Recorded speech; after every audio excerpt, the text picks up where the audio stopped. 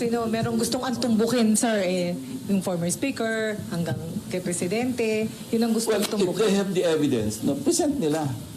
Magdala sila. Lacson! Evidence! Si Diskaya, idiniin nyo, nagbigay na ng evidence. This is how foolish Lacson is. Sorry, Lacson, pero tanga ka talaga eh. Mantakin mo, yung kontraktor ang nagbibigay ng pera sa mga congressman o sa mga opisyal ng gobyerno. Eto, isang kontraktor, sinasabi na niya, eto si, nag-ano sa amin, si Romualdez. Ano sabi mo? Anong pinalabas nung mga pangyayari nun? Lalabas na eh. Biglang nagkapalitan ng leadership. Biglang yung Blue Ribbon hindi na in-entertain si Sinong kinontrol? Yung mga taga-DPWH. Remember, recipient lang yung mga taga-DPWH. Tumatanggap lang. Mula saan? Sa kontraktor. Kasi sila binabayaran. O, tapos yung kontraktor sila magbibigay. 'Di ba? Yung mga kontraktor nga nag-a-advance pa. Dahil yung pera wala pa from the government, mag-a-advance payment sila sa mga opisyal ng gobyerno. Tapos biglang tinuro na sila Revilla, sila Chis Escudero. Alam mo, halatang-halatang diversion si Chis Escudero, si Revilla, muntika na si Villanueva, tapos pati si